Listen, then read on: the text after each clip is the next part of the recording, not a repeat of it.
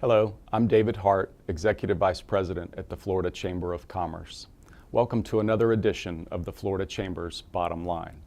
Our special guest today is Belinda Keiser, Vice Chancellor of Community Relations and Student Advancement at Keiser University. She's also a board member at the Florida Chamber of Commerce and on the board of the Constitution Revision Commission. Belinda, welcome to our program. Thank you, David.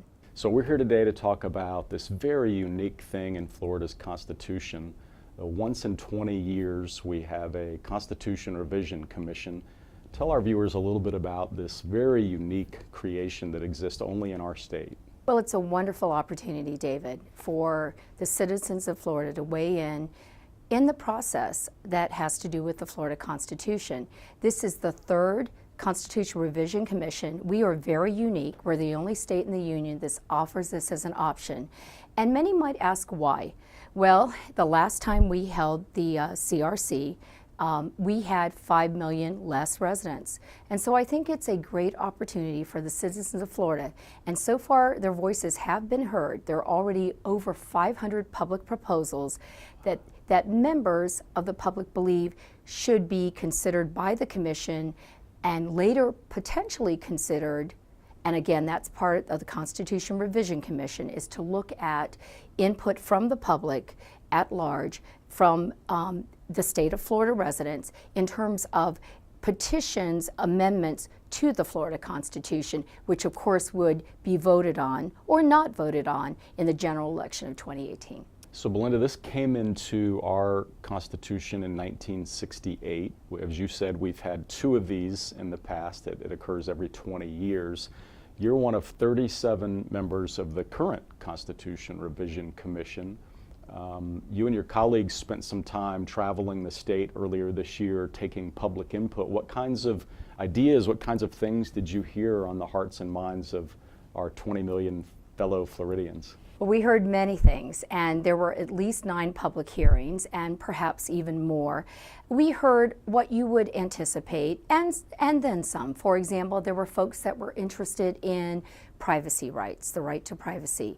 Folks that were interested in felons having their voting rights restored.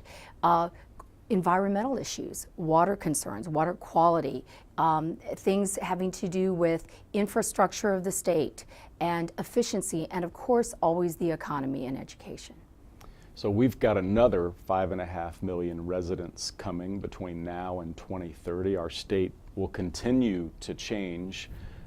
What opportunities do you see for the average Floridian, for maybe members of the Florida Chamber of Commerce and local chambers? How can they get involved should they have an appetite on a specific issue or have a recommendation they want to make to the Constitution Revision Commission? Well, that's a wonderful question, and there are so many ways to be involved. First of all, I would encourage everyone to visit the website, which is flcrc constitutionrevisioncommission.gov.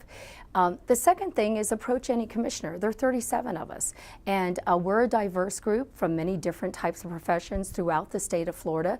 If something's on your mind, certainly when you have a passion, get in touch with one of us, and either by way of email, which again, if you visit the website, every single commissioner's name and a email address is listed, or speak with us directly about something of interest.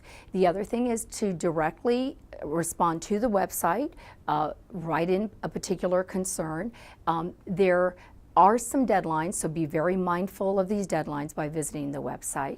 And then I think the other thing is to study the proposals that are already out there.